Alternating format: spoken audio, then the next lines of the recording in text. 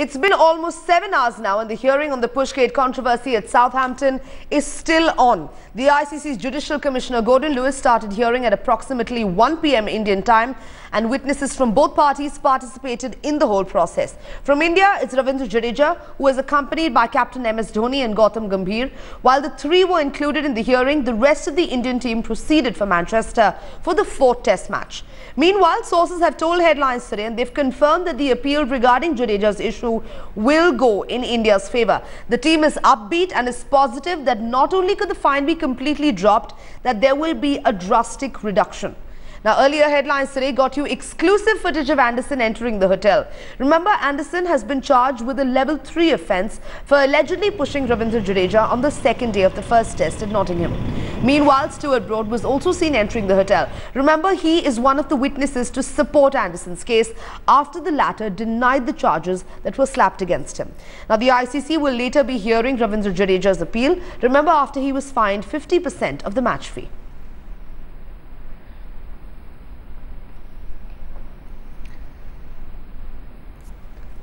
And our consulting editor, Boria Majumdar, now joining us. Boria, just give us a situation on what it's like currently. What's the latest update you have? The hearing's been going on for almost 7 hours now. Yeah, and it's very strange, Sanjana, isn't it? I mean, it's midnight past in Melbourne because Gordon Lewis is joining via teleconference. Now, he is in Australia, so it's midnight past in Australia. And it's been going on for a long time. MS Dhoni, James Anderson still inside the hotel. Gautam and Duncan Fletcher left. The rest of the team, as you've already said in your headline, left around 11 in the morning local time here in the UK, which is 4.5 hours back. Having spoken to the Indian team management, they are very confident about winning the Jadeja appeal. They're extremely positive that either it will be revoked or it will be a drastic reduction, and that will also have an impact on the Anderson verdict. The verdict will possibly come tomorrow or day after, within 48 hours. Gordon Lewis will have to give it in writing and also give us reasons as to why he's saying what he's saying. But the kind of time it is taking, it is quite interesting for sure. Boria, stay with us. We also have Shivani Gupta, who's been tracking the developments extremely closely, now joining us from Southampton, right outside the venue where the hearing is in fact taking place. Shivani, give us an idea of what the situation is like currently on ground. You've been giving us literally a ball-by-ball update of the hearing, of who came out when, what exactly is transpiring.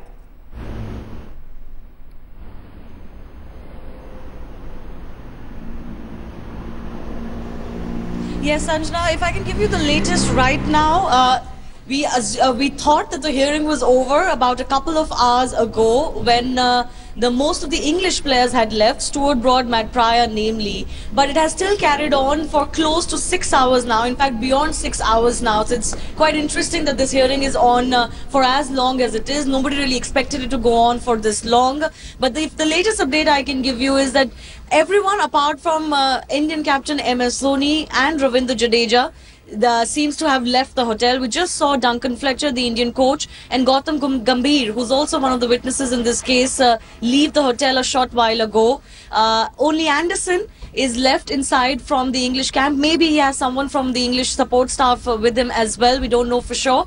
But the key men in the eye of the storm, Dhoni, Jadeja, we haven't seen Ravichandran Ashwin as well. He could be inside as well. We didn't see him boarding the bus that was leaving with the rest of the Indian team to Manchester. So apart from these 4 or 5 people, everybody else has left the hotel. But it's quite curious that Gordon Lewis is still continuing with this hearing. It's midnight now in Australia, in Melbourne, where he is. So it seems the depositions and all the witnesses giving their account is taking quite long, and perhaps they want to finish this off in one hearing, and that is why it's taking so long. Not to forget the fact that Jadeja appeal was heard today as well, so that would have taken some time as well. But the last update really is that apart from Dhoni, Jadeja, maybe Ravichandran Ashwin, who's still inside, Anderson is still inside. Apart from them, everybody else has left. Right, Shivani, stay with us. Let me also go to Rasesh, who's joining us from Mumbai. Rasesh, the real twist actually came yesterday when, there was incriminating video evidence that was claimed to, to have been procured.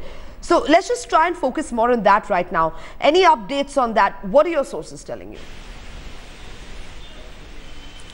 Sanjana, that report emanating from England that there is video evidence that is available to the BCCI, but we have to go by what is on record, and on the record the Indian captain has denied, has said that he's got no knowledge of it. The Trent Bridge authorities say there is no knowledge of that evidence. If there is evidence available, if the BCCI is in a position to procure that despite Trent Bridge authorities not cooperating, then that would be the clincher. That then if the BCCI's argument that there was no provocation, Anderson's the one who pushed Jadeja away, he was the one who was going forcefully against him, and if there is evidence to support that, then it becomes obviously a very strong case. But in a scenario, in the absence of it, and one will have to assume at this stage, with the BCCI on record saying that they're not aware of it, they would have to put a strong argument forward. And I think that is something that the BCCI is entirely relying upon, and hence this decision to challenge the fine that was imposed on Jadeja. Remember, why did England press for charges against Ravindra Jadeja? They had not initially done that, because the manner in which this Jadeja fine plays out and how the Judicial Commissioner looks at it would in many ways dictate what the eventual verdict of Anderson's would be, because in the absence of that, it absolutely becomes a one man's word against another.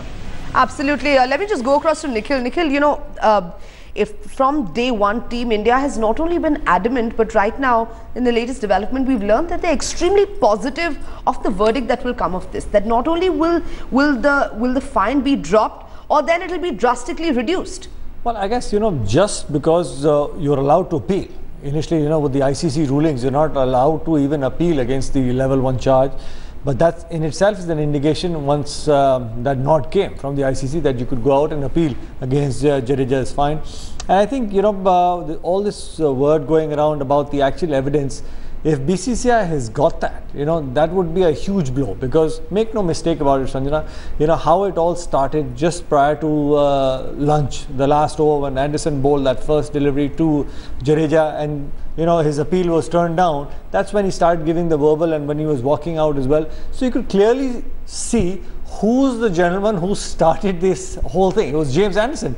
Jadeja never said a word, or Jadeja never went up to him and said anything. It was always James Anderson who started it. So I'm sure the Judicial Commissioner would be going through all the evidence, apart from all the witnesses giving their statements. But the clincher would be the CCTV footage, cameras, all that footage that they can get a hold of right next to the dressing room where this incident took place. A real example of how India is in fact staunchly backing Jadeja. Borya, let me come to you right now. Anderson, we remember, was also involved in a verbal altercation with Ajinkya Rahane. Remember, at the end of the 4 days play in Southampton, before in fact Rod Tucker stepped in to tell both players to calm down. By any chance, will that incident also be used as a strong point of incriminating evidence that Team India will actually present during the hearing to talk about Anderson and, perhaps that he's a short fuse on the field? Very good question, Sanjana. Let me just take you back a few years to the Monkey Gate controversy with Harbhajan Singh. When he finally escaped scot-free and did not get the ban, subsequently the Australians came up with the argument that why is it that Harbhajan was allowed to do that by Justice Hanson when there are previous cases of on-field problems involving Harbhajan Singh when he had brought the game of cricket into disrepute and got fines and bans.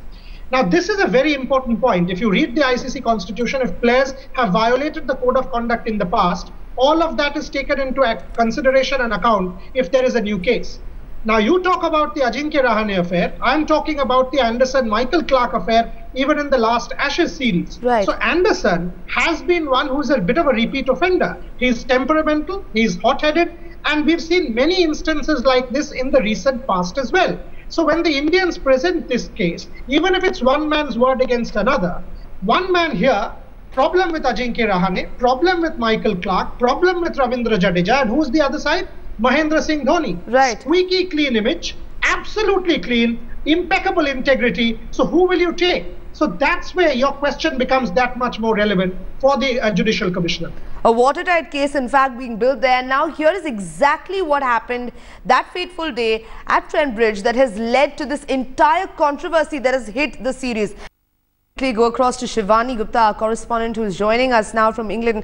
Shivani, we understand that Anderson is close to the apex of a fulfilling career, but this sullied reputation is not really helping the series or the game or the team. ઓડિયોનું લેવલનું અહીંયા છે તે હું મેન્યુમાંથી નીકળી જવું બહાર. Well, we spoke to Saurav Ganguly during this series, Sanjana, and he called James Anderson an English great. So that's how much his contribution to English cricket has been. And he's only going and furthering his record, as we speak. In the series, he's been their main weapon. But yes, he is a little bit short-tempered on the pitch. There have been many instances with him before.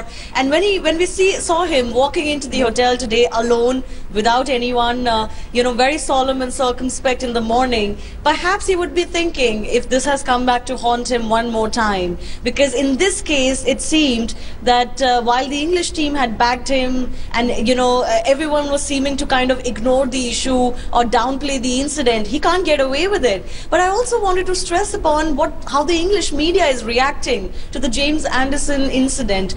The English media has either ignored it by and large or talked about how, this is a whole brouhaha about a very minor incident. In fact, the ECB termed it, quote unquote, a minor incident. David Lloyd today has written a column and he said, tongue-in-cheek today about the Indian team, that thank God these guys didn't play a few decades ago because there was no mommy, he's pushed me back then. So you can sense the kind of, disdain with which the English media or former cricketers are looking at this.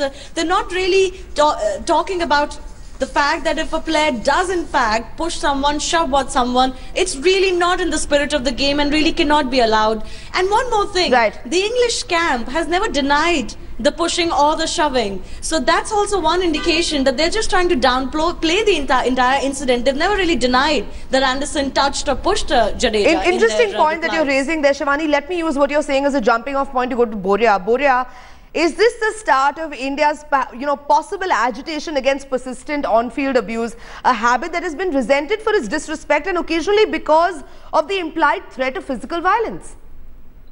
Look, even if you touch, whether it's push, shove, you don't care. Even if you touch, it's not acceptable on the field of play. Without any cause is this called a gentleman's game. If Anderson has touched Ravindra Jadeja against his wishes, it's gone.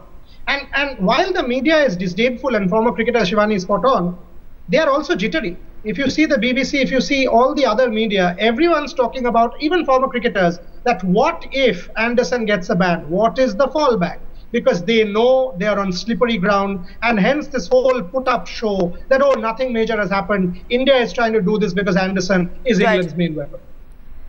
Right, fair point in fact raised there. I thank everybody for joining us on Sports Today. Quite interesting to see what this hearing, the verdict that it will in fact throw up. We'll keep you noted as the developments continue. For now, that's all we have on Sports Today. Stay tuned. News and updates continue on the other side with Preeti Chaudhary.